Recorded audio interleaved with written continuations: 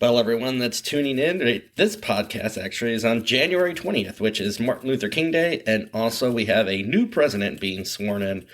And since we're an aviation podcast, I should probably talk about the aviation semantics of it. I saw a lot of people, I have different people, mostly on my LinkedIn, that I follow through, and somebody was pointing out saying, oh, look, Trump supporting Air Force One in Palm Beach Go Back, which actually was one of the 757s that the Air Force has, because obviously he is not president again until noon. So he wasn't on the 747, and even if he was on the 747, either the main or the spare 747 Air Force One, it wouldn't be Air Force One until he is actually president. With Jimmy Carter passing, you probably saw that President Biden allowed the Carter family to use one of the 747 aircraft, and they when it doesn't have the active president on it, it's referred to as SAM, which is a special air mission, and so that one was SAM 39. It's interesting because in a piece of nugget of history there, it actually was when Richard Nixon resigned and then Vice President Ford was taking the oath of office. He did not stay for that inauguration. Remember the famous helicopter clip with the peace signs as he got onto the Marine One and flew out. He was actually traveling on Air Force One when Vice President Ford was sworn in to be president. And so the Air Force in mid-flight changed the name to SAM 27, obviously to honor that he was the 27th president. And so in this case, a special air mission, SAM 27. So, all of us aviation people, when we watch the news and we see, people that are experts get on there and say, oh, Trump's boarding Air Force One. Well, technically, that's not the case. It will be as of noon today. But Air Force One and that tagline goes along with the President of the United States. And so I kind of thought since we're on Inauguration Day, we would talk a little bit about Air Force One, since our side of the orbit is the aircraft kind of world itself. I've actually been on Air Force One once in my life when Obama was president. So I talk a little bit about that experience, but it was pretty awesome to be a part of. But obviously there's a bunch of stuff going on in aviation I wanted to touch on up front before we get into kind of the meat of what we're talking about today. Like I said, with the inauguration on everyone's minds and TikTok bans and everything that you see coming from potential, or actually say TikTok, then un-TikTok bans. It was the shortest ban in history. I saw one of those memes come out where it was SpongeBob SquarePants, and he was walking into a cell with Patrick, and they're like, you're going to do the crime, you're going to do the time. And then immediately they said, okay, that's enough. Feel like that was the TikTok ban. It was in place for, I don't know, I'm not big on TikTok. I don't actually know if I've ever been on it, but I know a lot of people that are, and I don't know. Everybody says they can't live without it, but that was everything, right? I mean, MySpace was everything, and then Facebook was everything, and Instagram was everything, and was that Vine or Grapevine or whatever that was everything. Everything is always something until it's not anymore. And someday TikTok won't be anything because that's just the way life goes. But as of for now, everybody can TikTok away. So Trump said he's going to sign an executive order to at least keep it in place for, I think, 90 days. Who knows? We'll see. He also said he's going to sign over 200 executive orders today, ranging from a whole host of activities. I know in my area around Chicago, there's been a lot of speak about the sweeping immigration, maybe ICE coming in, stuff like that. So we'll see. As of noon today, we're in a new world. And like I said, this is not a political podcast. I'm an optimistic. I'm looking forward to seeing hopefully what this administration brings. Like I said, I'm in the seat. I got the checklist. Let's go. There is certain things in aviation that do need to be approved upon, and maybe this is an opportunity for us to do that. So I wish nothing but hope for the new administration coming in, and as I did for the last administration. And it's kind of like when you do see Air Force One. I've worked Air Force One several times in my life, and regardless of who's occupying the office, respect for the office is usually how I look at things. So talk a little bit about the wildfires out in LA, where aviation has had a huge presence. Obviously, you've seen the fire retardant being thrown down onto the hills from aircraft. Ironically, a lot of aircraft coming and going from Santa Monica, which the local community there have been wanting to close the airport. That's where they got, it seems like, probably the ability to do that in 2028. But it is a resource for them now. So who knows? Maybe that will change public opinion there about the airport in general, because it has been a hub of activity for some of these aircraft operators. And you probably saw too that one of the firefighting aircraft was actually struck by a drone, which I think is the first time that's happened to a firefighting aircraft. It took out a component of the wing. Some of the people I know on LinkedIn that work up in Canada, they actually had the replacement part, which is like a leading edge for this Super Scooper aircraft, which if you haven't seen one of these aircraft, they've been diving down into the ocean, picking up water, and then dumping it onto the hills. Canadian-built aircraft. This one was actually Quebec 1. Like I said, sustained wing damage and then was remained grounded. I can't find any information on if it's back in the air or not. Unfortunately, if this is, they said, you look at the dent, it's a pretty good 3 by 6 inch hole in the leading edge of the left wing. And so there is restrictions about flying drones and these type of activities, but in this world we live in now, it's not surprising. Hopefully this is not something we see more often. There are drone detection reports and stuff now everybody gets in the industry, but obviously in a case like this, somebody wants to get some shots. I'm sure it wasn't nefarious, but obviously you're interfering with firefighting activities, and they need all the help they can get. So one airplane down is not a good thing. In more kind of local news to at least me, in my orbit of the world, a United Airlines flight 1727 was forced to return to Chicago O'Hare Airport after hitting a coyote on the runway. It was a 737 MAX 9 carrying 167 passengers. They reported to the air traffic control tower that they hit something they thought was larger on the runway. We've been seeing in my backyard here, actually, I have 3 coyotes that come up, and I laugh that if I go missing, they're probably the first ones to look at. But the other night, I have a camera in the backyard, and I was out, and within 5 minutes after I was out there, the 3 of them came running through the backyard. One of those didn't, but I've seen in the past one that had one of those collars on that, Department of Natural Resources or someone that's tracking the coyotes puts on there. But in this case, the coyote did not make it after being struck by that 737 MAX. And I remember the first airport I worked at, Midwest Airlines flew out in a Beech 1900, and there was a report that they struck a deer. And we found the deer decapitated on the runway.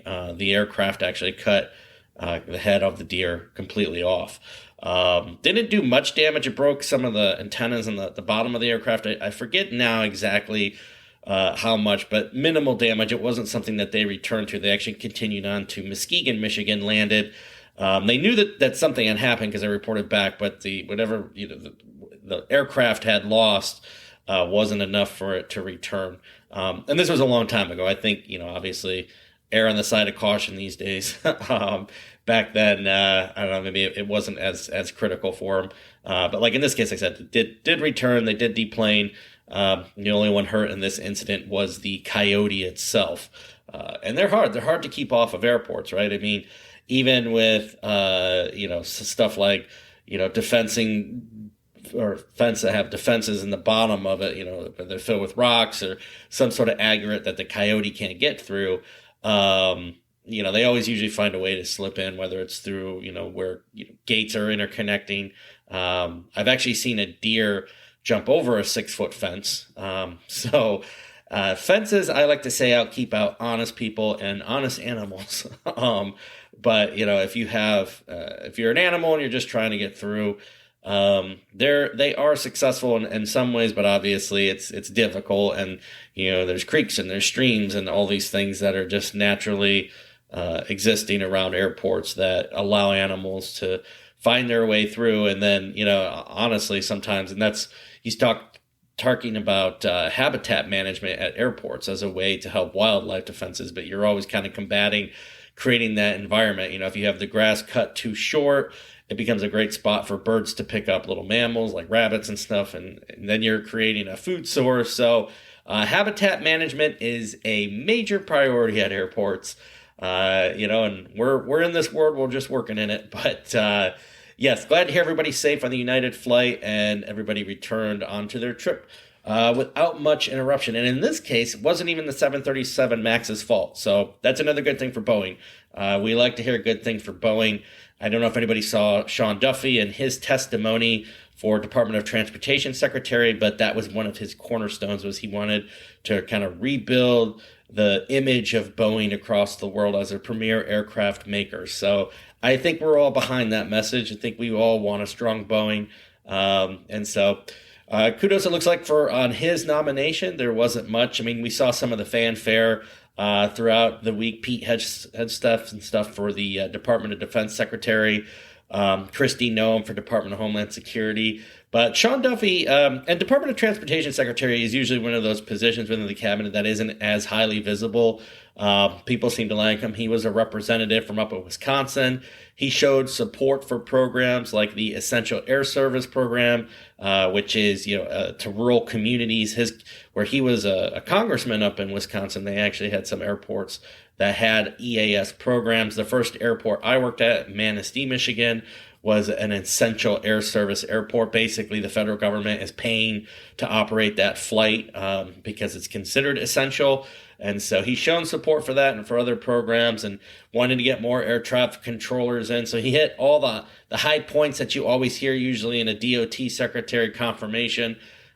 We don't have much information on the federal aviation side as of January 17th. Michael Whitaker and his whole staff have kind of resigned down.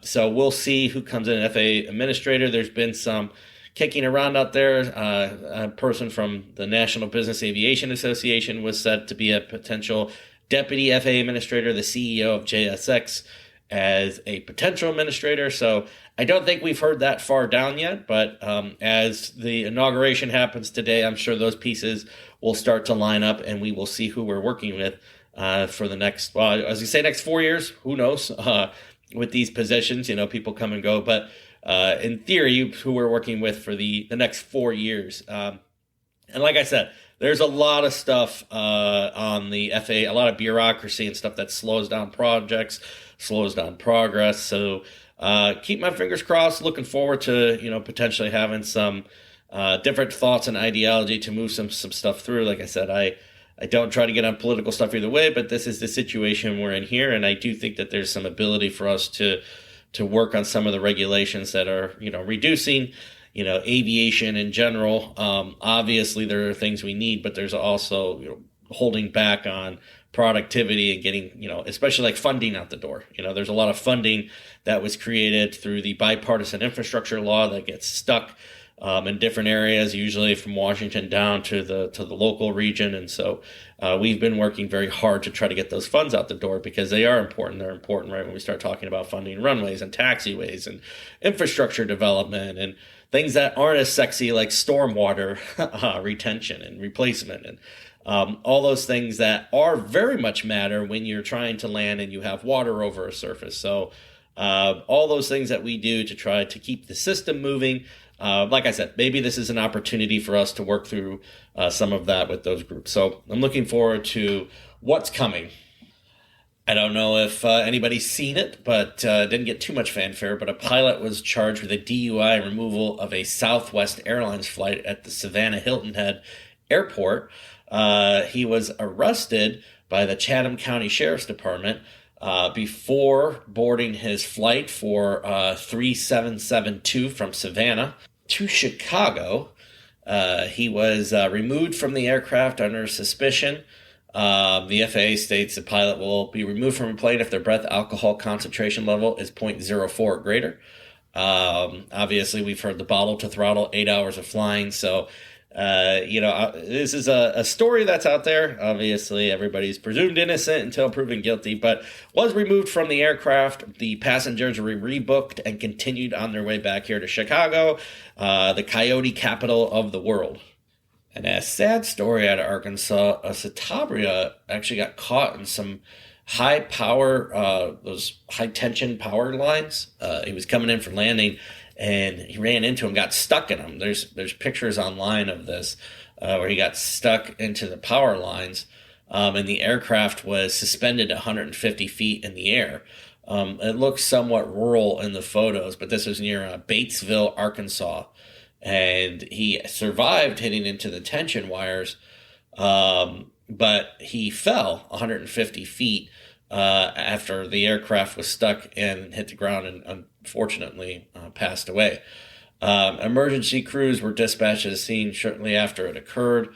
The Arkansas Army National Guard had a helicopter dispatched.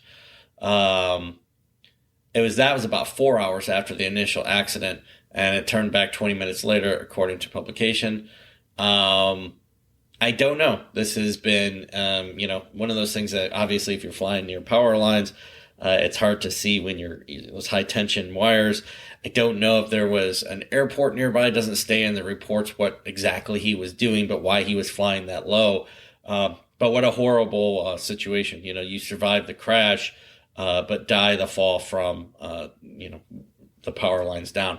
So unfortunate scenario there. If I hear further on it, I obviously will update everybody on it. But another cautionary tale for us who fly, especially when you're near hazards like that, or hazards that are hard to see when you're operating your aircraft. But maybe he was having mechanical issues. I don't know. Haven't read that there's any declaration of emergency or anything like that to air traffic control. But maybe he was flying lower because he had some sort of an issue. Well, it looks like we finally have a date for the Real ID. May 7th of 2025. This was passed in 2005 from Congress. It's a Real ID program that makes driver's license more secure to the Department of Homeland Security standards. So the Congress passed in 2005 that they needed to be updated, that the standards for different states weren't as good enough basically to board an aircraft to go through TSA security. The state of Illinois has these licenses now. I think has a little star on it now where you can get a Real ID, so you get a driver's license that meets the threshold of the Department of Homeland Security requirements. If not, you have a passport. Passports do meet this requirement. But May 7th, 2025, keep it in your books. It sounds like this is going to be the actual date now. They've pushed it for 20 years, but now they're going to enforce. And so obviously as, airport operators, and you think about security checkpoints, and confusion that could come along from anybody that hasn't gotten an ID that's up to date. You can imagine what would ensue if you couldn't board your aircraft. I do think that the TSA has some levers in their back pocket with secondary screening, but those aren't a guarantee. So remember May 7th to get your IDs updated, or at least check with your Department of Motor Vehicles if your current ID meets the Real ID Act, because it's been pushed off for 20 years now, but it looks like it's coming finally on May 7th. Who knows? It's been pushed off many, many times before. Yeah, in our last episode, we talked about some near misses, and there's been another one that the Federal Aviation Administration is investigating, which happened between a Delta Airlines flight and a United flight at the Phoenix Ski Harbor. Yes, it's in the mountains. Let's go skiing at Ski Harbor, Phoenix Sky Harbor Airport. Delta Flight 1070 had been cleared to land on Sky Harbor's runway 8 when a collision warning went off in the cockpit at roughly 11 a.m. The flight carrying 245 passengers on an Airbus 330-300 was inbound from Detroit. At the same time, a similar alert was set off on the United Flight 1724, flying on Boeing 737-900 from San Francisco, carrying 123 passengers and 6 crew members.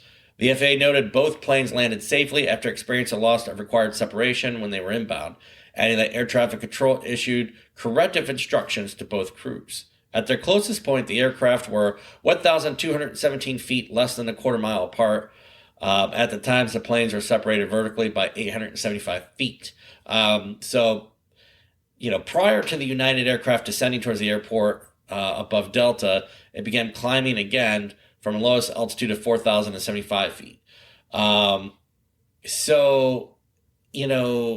When we talk about near misses, obviously there was some horizontal and vertical separation here. But, it's good to have all these tools in our back pocket, because the last thing we want is a mid-air collision. That's actually what formed air traffic control. We talked about this before, but the accident that happened over the Grand Canyon was actually the formation of air traffic control, because it was when two aircraft struck into each other. So Nice that technology popped in and the pilots on themselves were able to make some invasive moves, and air traffic controllers as well were able to adjust and make things work.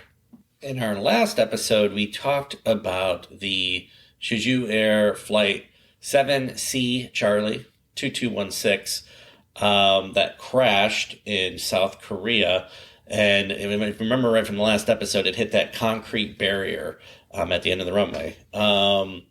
And so one of the unfortunate things that has happened, though, is the flight data recorder, which, the black box, which you hear in the news all the time, the cockpit voice recorder, the flight data recorder, both stopped reporting any information 4 minutes before the aircraft's fatal crash. It was reviewed by the South Korean experts and then sent off to the National Transportation Safety Board in Washington, D.C., where unfortunately they weren't able to retrieve any information out of it. So this is going to make it more difficult, not obviously impossible, but more difficult to try to figure out what happened here. If you remember right from our last conversations, it's unique for an aircraft, especially a modern aircraft like this, to lose everything due to a bird strike. They did look inside one of the engines of the aircraft, and saw bird remains, which would help confirm what was reported to air traffic controllers from the flight deck, that they had hit birds. But obviously, with the lacking of this information, it's going to be difficult. It's interesting because when the door blew out of that Alaska Airlines aircraft, they lost some of the cockpit voice recording from that as well. And there's been this kind of push to increase from 2.5 hours basically of recording data to 25 hours, which is more standard in like European countries.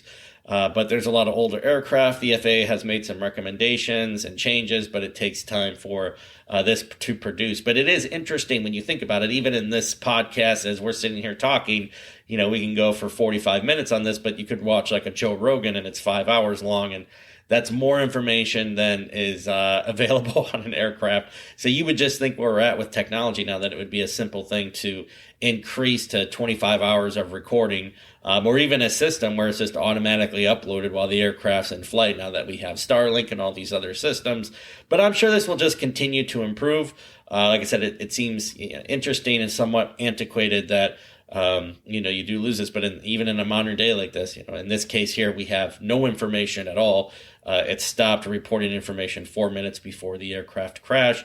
Like I said, we'll make the investigation difficult, but we'll keep on it and keep updates onto this podcast for our listeners as we move along. And kind of one last story here before we get into our Air Force. We could keep talking. There's so many stories that happen in aviation. Even in a given day, you could talk all day long about everything. A Delta 757 at Atlanta, and it's interesting, Atlanta's been getting a lot of snow. Usually they don't have to use their snow equipment. I watched the air traffic control audio on this. It was on YouTube, and the aircraft, the snow crews have just departed the runway. They were cleaning it, and this Delta 757 was cleared for takeoff. And then something happened to the right engine of the aircraft, which caused an evacuation of all the passengers. And you listen to the air traffic control stops on the runway, and then it's reported that there's flames coming out of the right engine, and then all the passengers run out. So you see, obviously, all the videos online. Now we can watch them again on TikTok, now that TikTok is back up and running. But you see them all running into the infield. These 757 aircraft have been around for a long time. We've talked about this before. There wasn't a kind of a clear replacement for a long time for what the 757 provided to airlines. But this workhorse for Delta had a mechanical issue. Don't know what. I'm sure we'll continue to find out. Obviously, Atlanta was in conditions that it's normally not in with winter weather. When I actually first watched the video, the aircraft was going to Minneapolis. I was like, oh, this must have happened on landing because there was so much snow in Atlanta. So it will be curious to see what this actually was. An aircraft almost said the engine caught on fire. So did it ingest something? Did it ingest itself to just break up? It's interesting. Like I said, it was on rollout. Nobody seems like, maybe minor injuries, but just from deplaning, but nobody was majorly hurt. So that's always a good story to hear. All right. So we've talked a lot about everything. There's something you want to hear, shoot me an email at dapodcast85@gmail.com. I want to get into a little bit of the history of Air Force One. Since we're here on Inauguration Day, and we are bringing in a new president. So, would anyone like to guess which was the first U.S. president to fly in an aircraft, and in what year? Now, this was surprising to me. It happened near St. Louis, Missouri, so not far from here. It was in the Wright Flyer, so this may start to clue you in if you haven't used your rectangle of knowledge yet to figure this out. I'll be honest, I didn't know how old this was until I started doing some research into this.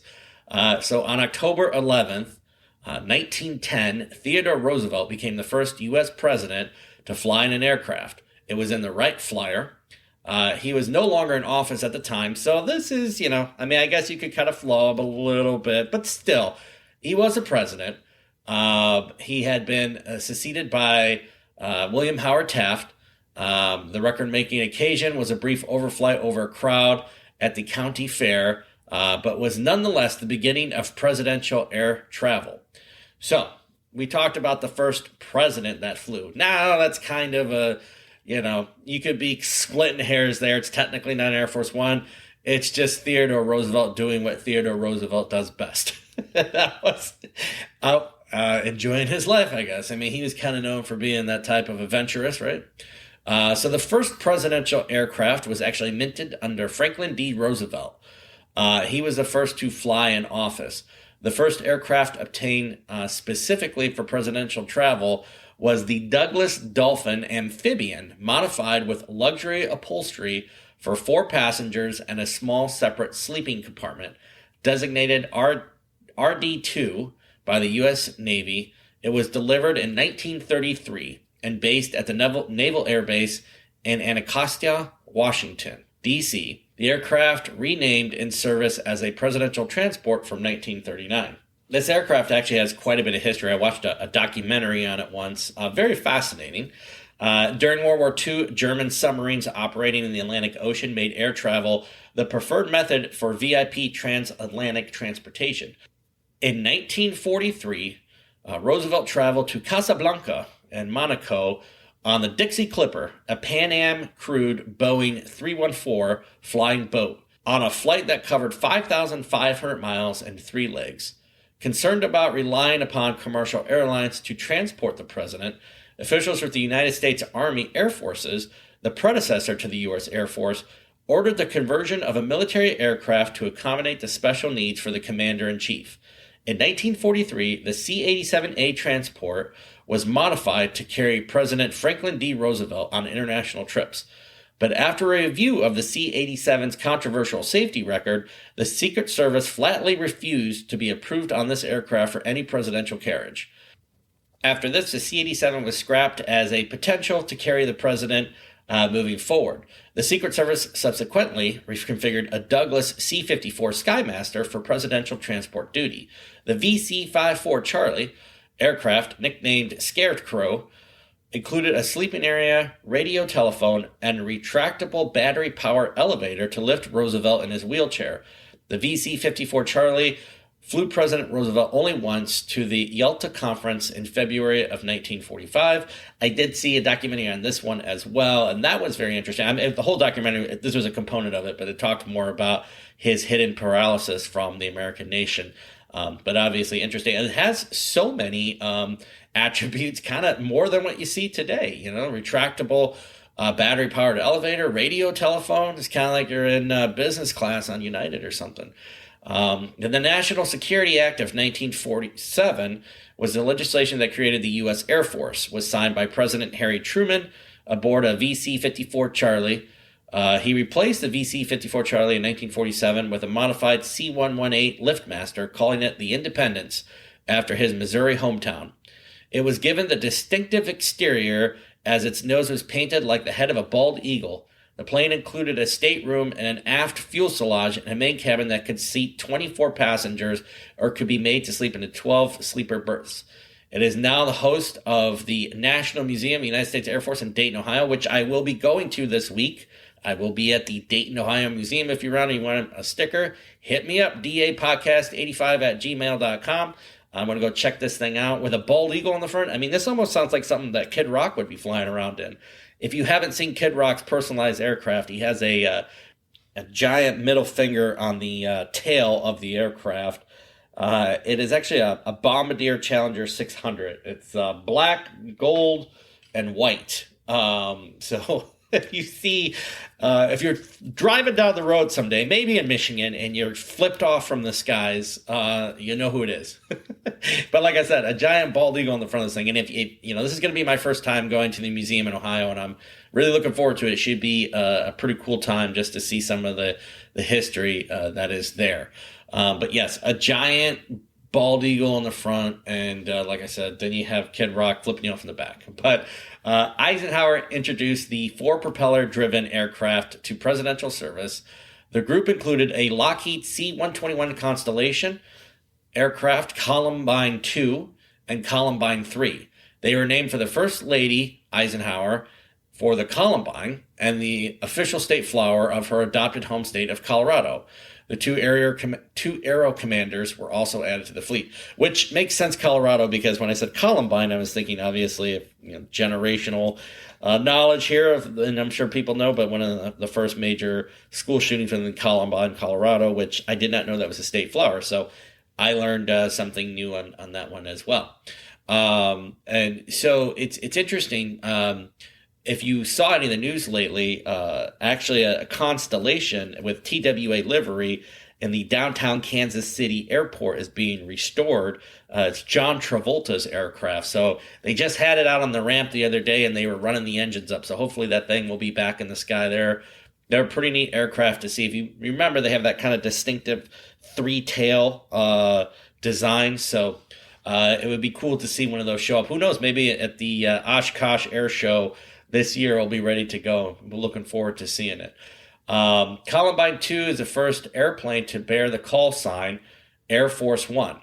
The designation for a U.S. Air Force aircraft carrying the incumbent president was established in 1954 after an incident. I will pause for a second to see if anybody knows what that incident would be.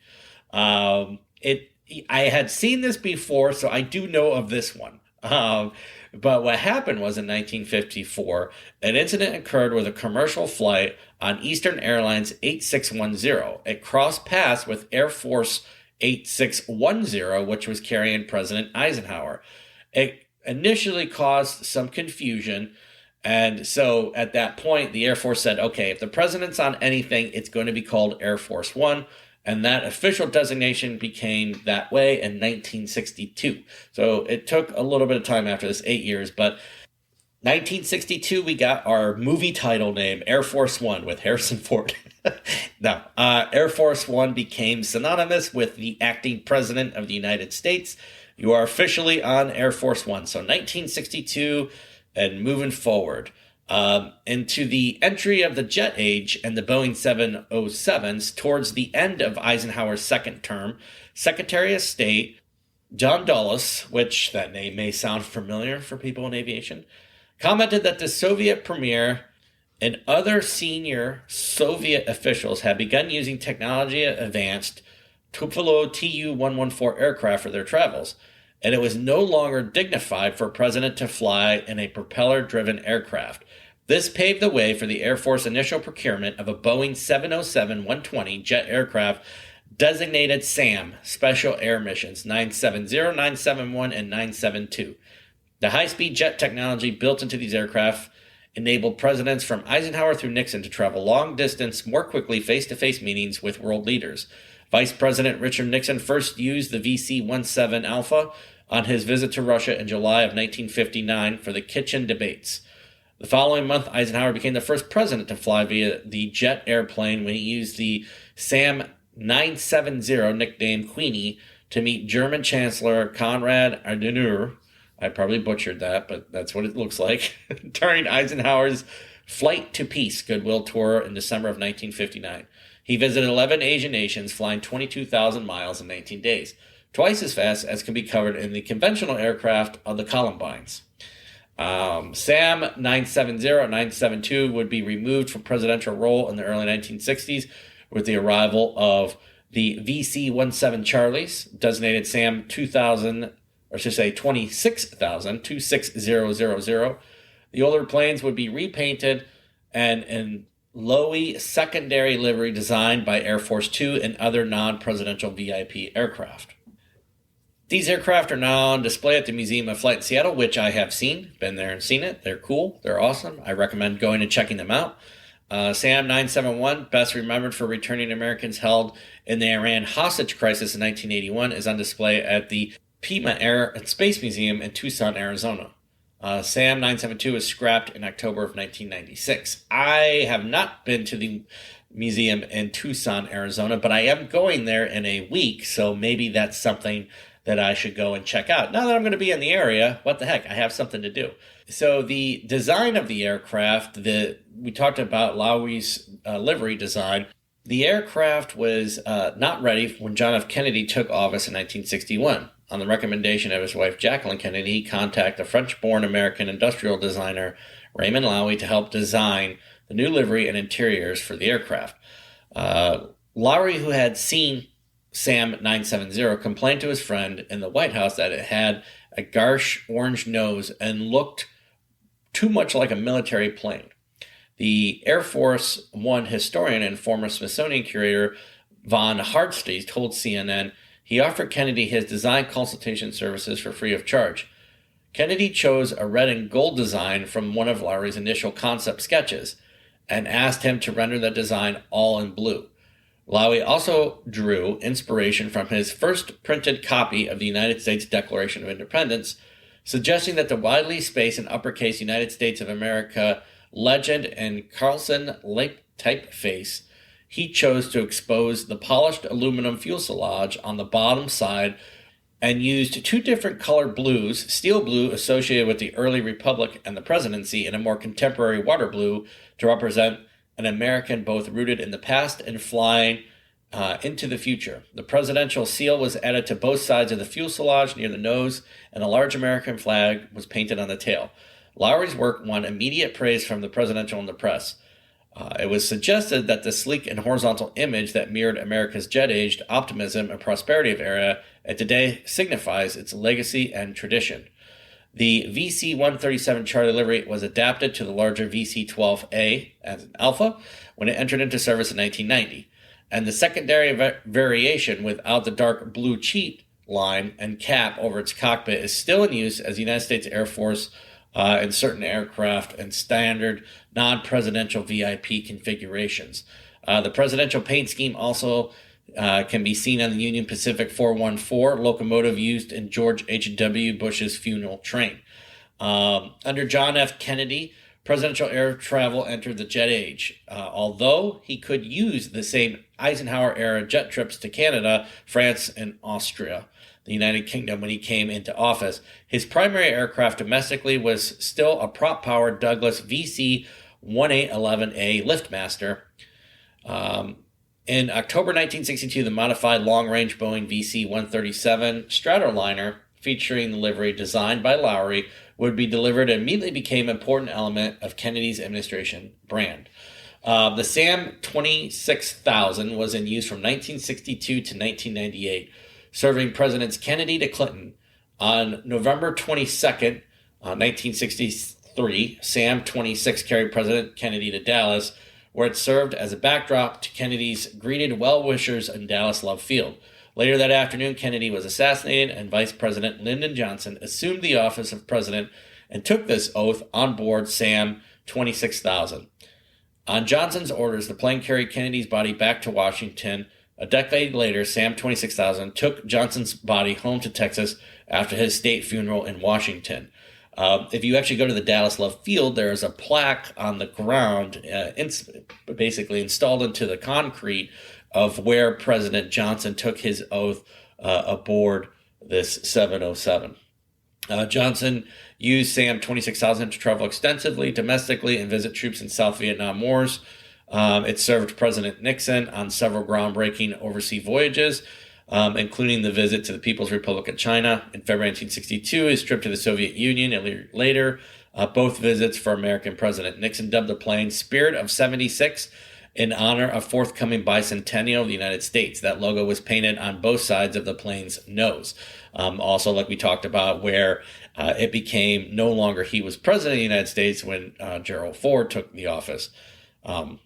In 1972, SAM 26000 was regulated to presidential non-VIP status and repainted without the dark blue cap cheat line.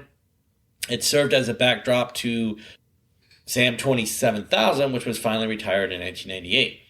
In June 1974, while President Nixon was on a scheduled trip to Syria, fighter jets intercepted Air Force One to act as escorts. The crew was not informed in advance, so took evasive action, including a dive. We talked about Nixon and his resignation earlier, but we should just mention again that this is what the pilot had said when he was flying SAM 27,000, indicating no president was on board over Jefferson City, Missouri, as he was traveling to California. He radioed Kansas City, "This is Air Force One. Will you change our call sign to Sierra Alpha Mike 27,000? Came back with a reply of, "Roger, Sierra Alpha Mike 27,000. Good luck to the president."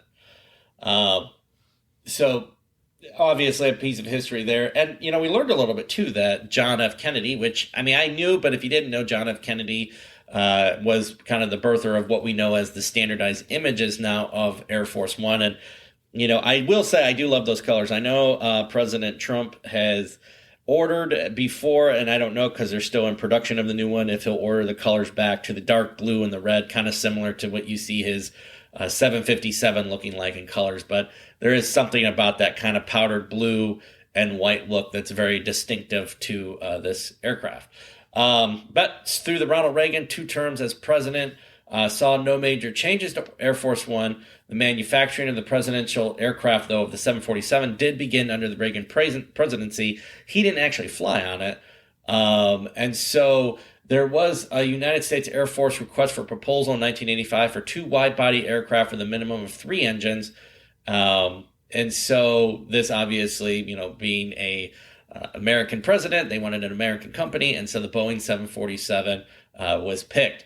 Nancy Reagan was reminiscent of the American Southwest, so she drew up some plans. When I actually got to board Air Force One, there is a cabin in the front where clothes get put, and it has kind of this like pink and dark pink and kind of purple looking motif of the Southwest desert, and that was created by Nancy Reagan. It's a closet for clothes, but I thought it was cool. Every kind of first lady seems like they've thrown some sort of their own flair into Air Force One. I think Barbara Bush had something to do with the stars on the carpet in the flying Oval Office. When President George W. Bush left office in 2009, he flew to Texas on SAM 28, so 28,000, 28000. As it did not carry the current president of the United States, similar arrangements were made for Ronald Reagan, Bill Clinton, and Barack Obama. And President Donald Trump on his first term when he flew to Mar-a-Lago shortly before his tenure ended as president. He obviously left and did not stay back for the inauguration. And so today we will be seeing Biden. I don't know. Biden may not. He likes to take the train. He likes to take the Amtrak. If he's just up in Delaware, he may not be rolling on Air Force One. So that's hard to see. Or to say, I should say. Not see, say. Either way. And so after the deaths of Gerald Ford, we saw this with more recently with Jimmy Carter. Usually the aircraft is sent to pick up a former president who's lying in state. So the Air Force One has such a huge legacy with, when it lands, it's just the image. I worked at an airport once where, it was the G20 Global Summit, and there was a lot of aircraft from all over the world that had come into this airport. I wasn't actually working there at the time when the G20 Summit happened, but all these aircraft came in, and everybody wanted to see Air Force One. It's kind of the iconic aircraft, like I said, that design that came up under the Kennedy administration really kind of symbolizes America wherever this aircraft goes. We talked about the planned replacement. When Donald Trump was first in office, he said that they needed to restructure this deal, and the total cost more than $4 billion. And the estimated cost initially came back at $3.2 billion. Because remember, when you're building a new Air Force One, you're actually building 2 aircraft. The 747 has been discontinued by Boeing, but they're still in the process of making 2 new 747 aircrafts. Which usually when the planning starts, the president doesn't get to actually be on. And I don't know, maybe towards the end of Trump's presidency here, he'll actually get to use the new Air Force One, and then the two will be retired. Now, the question will become, what happens to those two 747s? What museum gets them? Because that's the thing, right? So the United States Air Force manages this out of, like I said, in Ohio, where I'm going to this week to go to that museum. But they actually manage the Air Force aircraft, and they kind of put them on permanent loan. So the 707 that's out at the Reagan Museum is on permanent loan. I've never been to the Reagan Museum, but you can actually get onto the Air Force One there.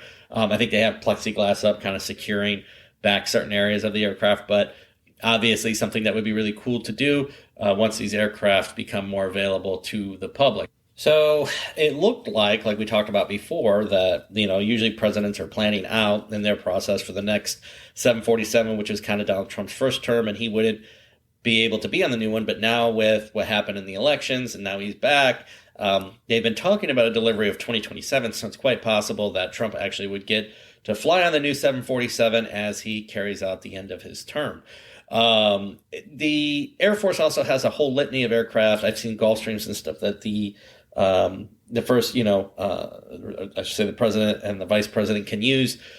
Depends on the type of airport they're going into, right? Sometimes the 747 can't handle that capability. I've been in airports where, an acting president has come in on the 757s that they have available to them. Usually that's what the vice president travels on, but depending on configurations and where they're going on their schedule, they may use a smaller aircraft. So that was a little bit in the history of the Air Force One and its trajectory. If you liked it, shoot me a message. If you didn't like it, don't shoot me a message, or feel free. But as we go into this week, I think I've probably talked long enough now that we have a new president. But I just wanted to say to everybody, thanks for tuning into the podcast. We've been getting a lot more listeners as of lately. We've had some campaigns going, so that's good to see. If there's anything you want me to change, anything you want me to do, feel free to drop me a line, dapodcast85@gmail.com. You can go to our website, www.destination-aviation.com. You can buy yourself a podcast sticker there if you like. I'll send it to you in the mail. And if you find yourself around any of the areas that I mentioned in this podcast, feel free to shoot me a line, and I'll give you a sticker wherever I see it. But I appreciate you tuning in. If there's anything you want to see in episodes, like I said, shoot me a message. But if not, my friends, until next time, I will see you down the runway.